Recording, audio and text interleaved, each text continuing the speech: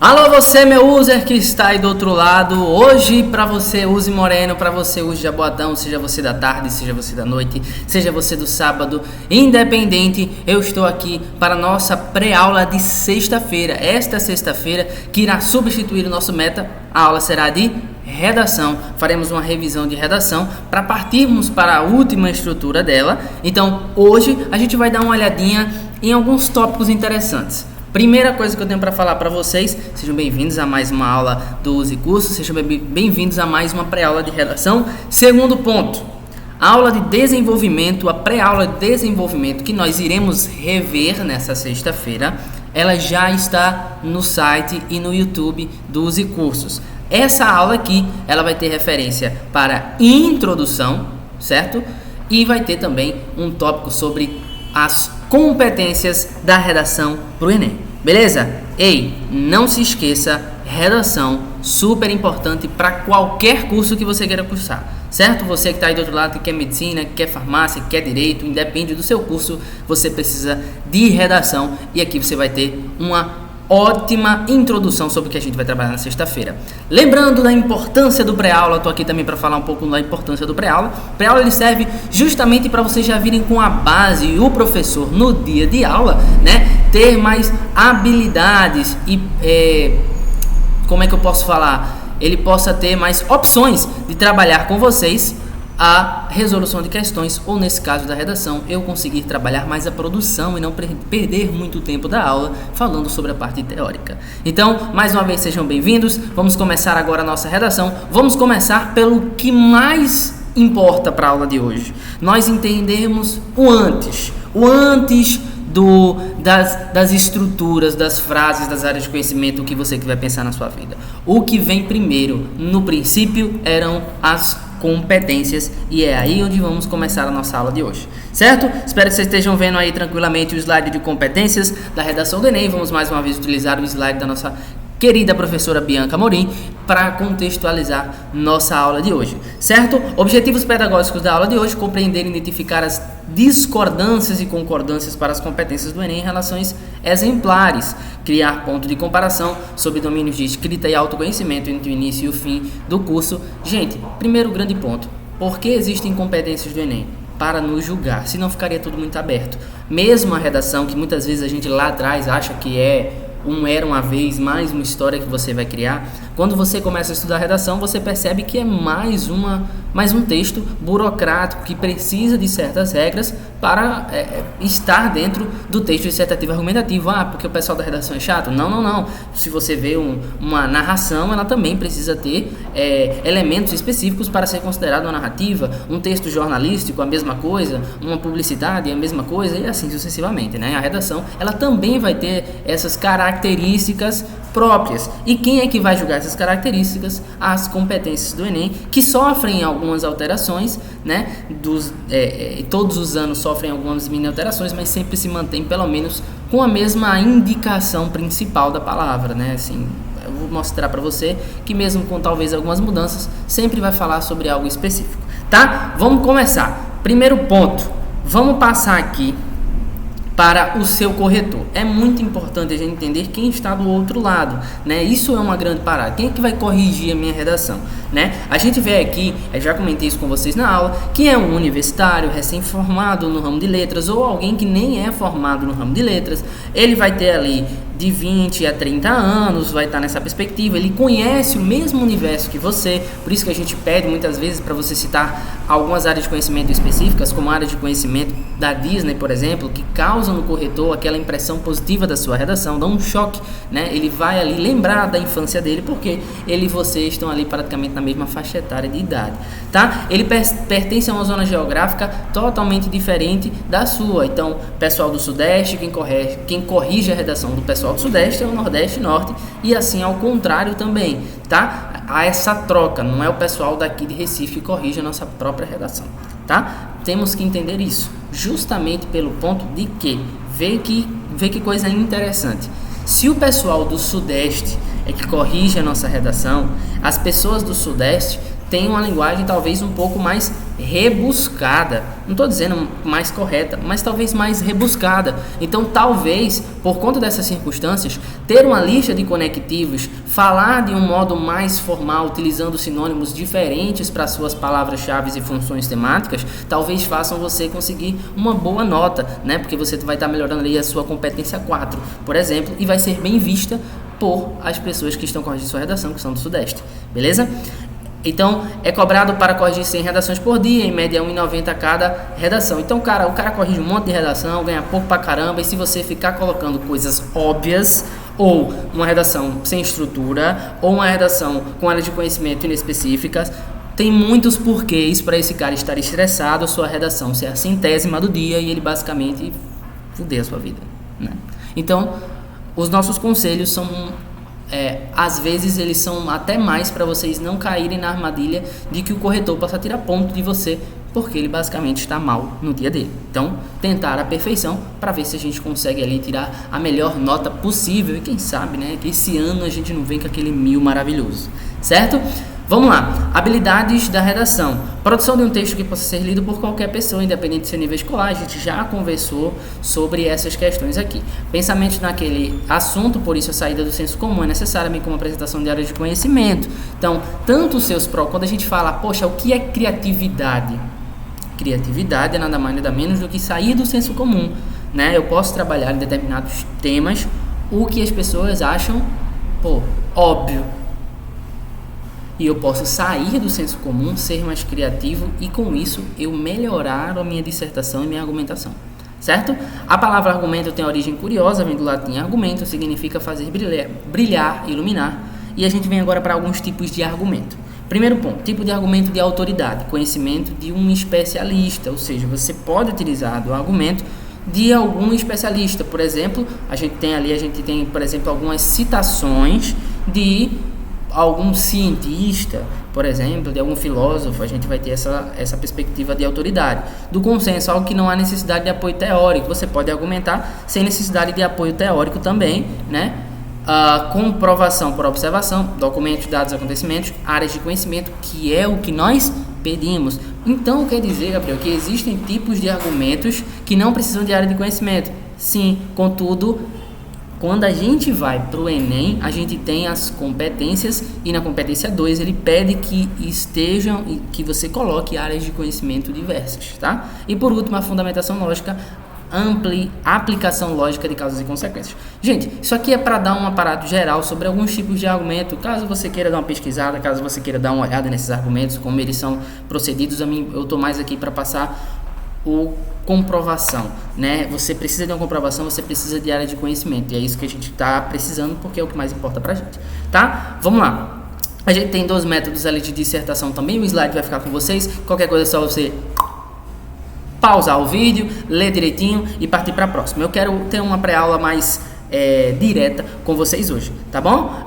Processo de correção, essa parte talvez importante aqui pra gente, realizada por 2 corretores inicialmente, que devem possuir diferenças de até 80 pontos. Diferença superior de 80 pontos, a redação será corrigida por um terceiro corretor. Então vamos lá, eu tenho a minha redação e é por isso que eu não posso deixar ela muito avulso, muito tipo assim, caramba, eu daria tal nota, outra pessoa daria tal nota. Então veja a circunstância, né? Se uma pessoa te dá 860 pontos e a outra te dá 760 pontos, você vai ter um probleminha ali, porque ela pode ser corrigida, ela vai ser corrigida, na verdade, por um terceiro corretor, o qual deve apresentar diferença menor de 100 pontos na nota final em relação à média dos corretores. Haverá transferência para uma banca com 3 corretores, um deles doutor, bem como notas 1000. Então, você precisa ter muito cuidado quando for fazer a sua redação, para que essa redação não fique, como a gente fala, inespecífica, não fique confusa, não fique bagunçada, tenha todos os elementos, porque se há uma diferenciação das suas notas do corretor 1 para o corretor 2, você pode ir para o terceiro e você pode até parar na banca final. E aí é um problema, irmão, porque se tem um doutor corrigindo lá, ele vai te exigir muito mais, tá? Aqui embaixo um mini gráficozinho de como é a correção da sua redação, tá? Abaixo temos as competências, e aí a gente vai começar a falar um pouquinho mais das competências, mas eu vou tentar, como eu falei, ser direto para a gente não precisar bagunçar muito a nossa cabeça. Primeiro, quantas competências a gente tem na redação? Acabou, né? 5 competências. Cada uma vai estar relacionada a algum parágrafo. Claro, ela pode estar relacionada a mais de um parágrafo. Mas o mais importante aqui vai ser a gente entender também quais são as competências principais, tá bom? Vamos lá. Competência número 1, demonstrar domínio da norma culta da língua escrita. Lembrando, todas as informações que estão aqui abaixo, elas vão continuar no slide, só você pausar o vídeo e ler ou anotar o que você quiser anotar, tá bom? Eu tô aqui mais para dar uma simplificação de cada competência para na aula você já se ligar, tá? O que é que eu não faço na competência número 1? Na competência número 1 eu não posso errar gramaticalmente falando. Então, ela vai julgar a minha gramática, ela vai julgar as minhas colocações das palavras, ela também vai julgar a minha questão dos sinônimos, ela vai julgar também a minha questão de translineação, né? A competência número 1 ela vai focar muito nessa norma culta da língua, né? Aqui embaixo vocês têm alguns que aí não podem, que devem ser evitados, vícios de linguagem, né? Algumas figuras de linguagem como o pleonasmo, a ambiguidade, o neologismo, evitar esse tipo de colocação na redação, se possível não colocar de verdade essas figuras de linguagem, né? Justamente porque você vai perder nota na competência número 1, tá? E aqui de lado talvez o mais importante, que é o que será avaliado, né? Diferença entre modalidade oral e escrita, atenção ortográfica, estética geral do texto estrutural, ausência de marca de oralidade, precisão vocabular, colocação de letras maiúsculas e minúsculas, pontuação, acentuação, tudo isso que fala sobre a norma culta, plural, singular, etc., concordância, tudo isso vai ser avaliado pela competência 1. Contudo, você tirar uma boa nota na competência 1 é muito difícil, né? Porque existe uma regra básica que, se você errar, você pode conseguir tirar 200 se você errar pelo menos uma de cada tópico. Exemplo, errei uma letra maiúscula, errei uma acentuação, errei uma pontuação, errei 2 pontuações, eu já não consigo mais tirar 200 pontos. Isso, em via de regra, né, é o que a gente aprende sobre a competência número 1. É muito complicado. Isso significa que você não tem que estudar, que você não precisa buscar conhecimento sobre isso? Claro que não. Tanto nas aulas de linguagens você pode correr atrás disso, quanto em algumas aulas que você vê lá atrás, muitas vezes até no ensino fundamental. Dá uma assistida em aulas como pontuação, como acentuação, vê essas regras para que na hora da redação você não fique com muitas dúvidas e não tenha esses erros mais bobos, né, que talvez são os que mais aconteçam. Pontuação e acentuação. De resto, muita atenção na transição da sua folha rascunho para a sua folha redação. Na rascunho a gente costuma fazer muito rápido, é muito complexo, e aí muitas vezes a gente acaba esquecendo de um S para colocar no plural, acaba errando a concordância, mas precisa-se haver uma leitura do rascunho para ser colocado na folha principal de redação e não errar. Isso é um erro muito besta e você não pode falhar com isso na competência número 1 para não lhe prejudicar ainda mais. Tá bom? Vamos lá. Estamos ainda aqui na competência número 1. Como falei para vocês, isso aqui tudo vai ficar com vocês. Tá bom? Mais vícios de linguagem que você pode utilizar na competência número 1, que você precisa evitar. E aí a gente vai para a competência número 2. A competência número 2, que fala sobre compreender a proposta de redação e aplicar conceitos das várias áreas de conhecimento para desenvolver o tema dentro dos limites estruturais do texto associativo e argumentativo. É muito interessante o Enem. O Enem é muito legal. Por quê? Porque o Enem, ele dá aqueles textos bem loucões, né? É que nem quando você, gente, está fazendo a sua questão ali na sala de aula ou fazendo a questão do seu simulado. Você vê que o texto é gigante. O que é que falta? Falta você entender que naquele enunciado, por exemplo, naquele comando da questão ali, existem palavras-chave que te dizem o que é para fazer. Vê que doideira. Mesma coisa aqui, o texto é gigante. Basicamente, o que a competência 2 pede? Para que você coloque áreas de conhecimento. Acabou.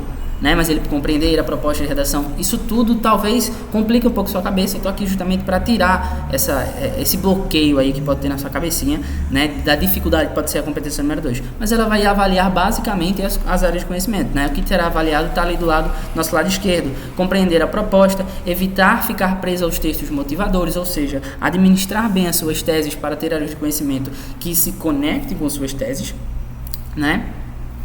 Conhecimento sobre outras áreas de conhecimento, como literatura, biologia, cinema, biotecnologia, entre outros, ou seja, variar o seu repertório cultural, sair da perspectiva que só existem filmes, só existem séries, só existem músicas e partir para outras perspectivas de repertórios, tá? E se o aluno sabe estruturar um texto dissertativo, ou seja, a competência número 2 também vai ter essa mínima avaliação para o texto, certo? Tem um tópico bem interessante aqui no meio que fala justamente sobre a próxima competência, que é a competência número 3. Vamos dar uma lidinha juntos. A competência essa competência e a competência 3 são as que devem subir mais rápido no treinamento diário do aluno neste curso. Por quê? Eu preciso, antes de começar a minha redação, definir tese, problema, solução. E nisso eu preciso estruturar a minha redação.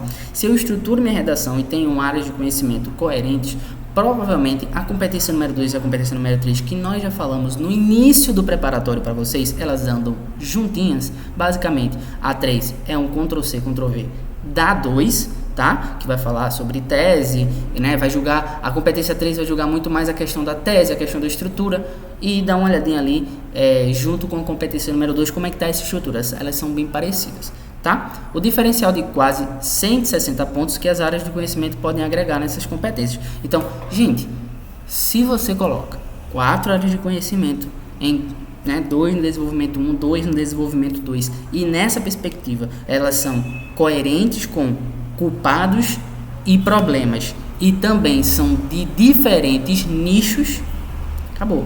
Muito provavelmente você pode conseguir ali 180, 200 pontos facilmente. E se você sobe a 2, muito provavelmente você tem a mesma possibilidade de subir a competência 3. 200 pontos na 2 e na 3 já são 400 pontos garantidíssimos. Além de outra competência que é a 4, que é uma das mais fáceis de subir nota aqui. Vocês vão ver, tá? Mas vamos lá. Para não perder muito tempo, mais uma vez está aqui embaixo para vocês darem uma lidinha, tá? Competência número 3. Olha que interessante. Selecionar, relacionar, organizar e interpretar informações, fatos, opiniões e argumentos em defesa de um ponto de vista.